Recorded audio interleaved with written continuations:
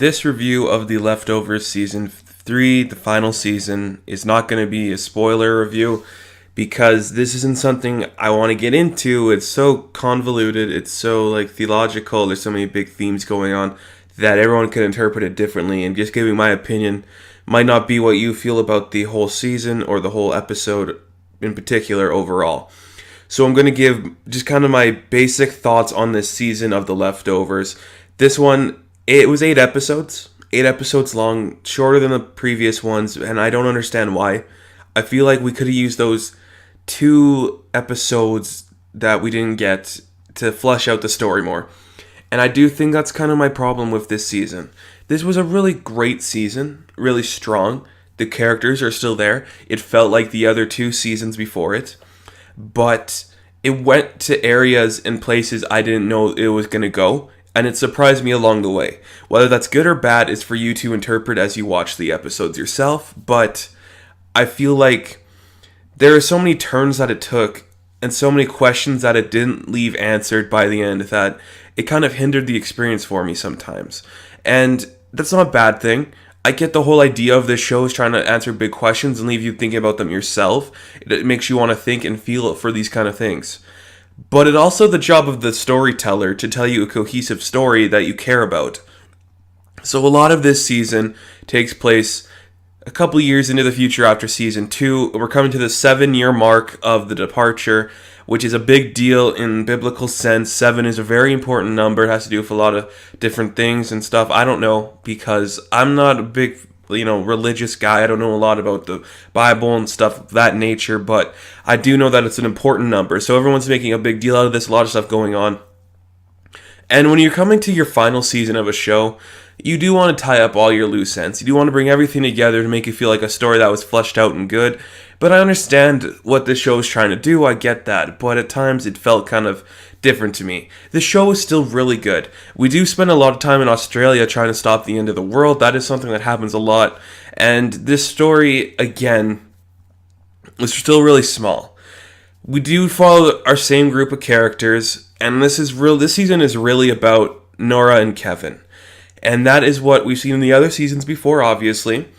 But at times, I feel like it relied too much on Nora and Kevin. And that's not a bad thing. They both did really good. Carrie Coon, in particular, knocked it out of the park in the last couple of episodes because her character finally got to flesh out and feel real, and we understand everything going on in her mind about what happened with the departure and how she feels about all these things. And that was really great to see. And Kevin trying to figure out everything that he's involved with and all this stuff, and is he basically the second coming of Jesus again? And what is his purpose? I love the idea that Matt was writing the book of Kevin as kind of the predecessor to the Bible, the next big step in what religion is as Kevin. That's not a big spoiler, but I thought that was a really great idea that they should have fleshed out more and done more with. And there's a lot of good ideas in this again. And our characters were all there. Everything we know and love was there. And it tied a lot of things back to the first season and the second season. And it made us just feel connected. But at times, it didn't work all the way. And it's because we're leading up to this event of the 7th year of the departure. But we just lead to it. And we don't really get much more coming from it. And I think that's where the show kind of fell apart for me. Is we're building up to something, and we don't know what's coming after that.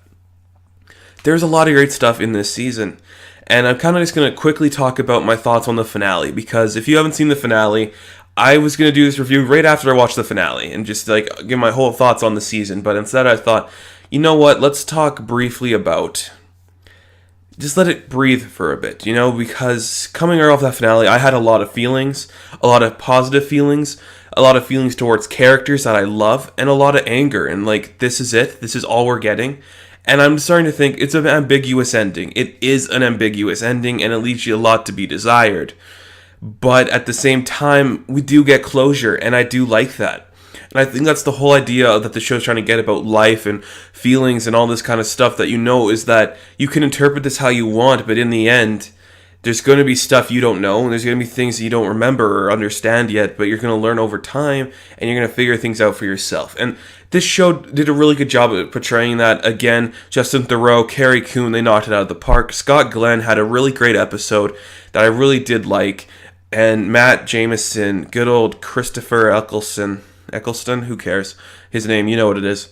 He did incredible too. And we've seen him in the previous seasons. I've thought there was some great stuff with him in those. But this one, there's one scene in particular. In I think episode 6 or 5, it was one of those two where he's talking to God. But is it God? And he's starting to question that kind of stuff. That was a big moment for me in the season because that really grounded what this show was about, I think, of the whole religion and those kind of aspects.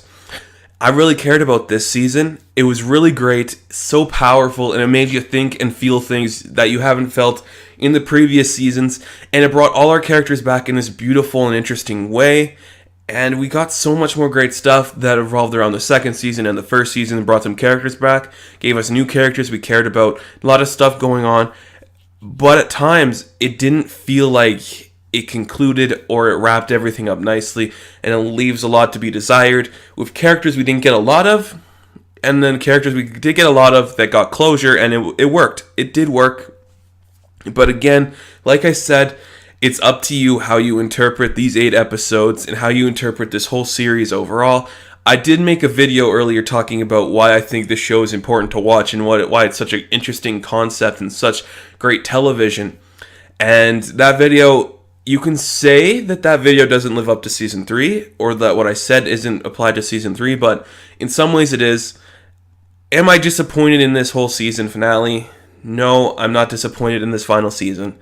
I just think I went in this with such different expectations that what I got didn't disappoint me. It surprised me in a way that I don't know if I'm comfortable with yet. So the final season of The Leftovers, season 3, I'm going to give a 79%. And I really do think this is worth checking out. I do think it's a great 28 episodes to watch a story be told and then concluded and wrapped up, because that's what this was. And like it or hate it, it did its job well. And that's where I'm going to leave you. So thank you for listening to this review, and I'll catch you in the next video. Good luck.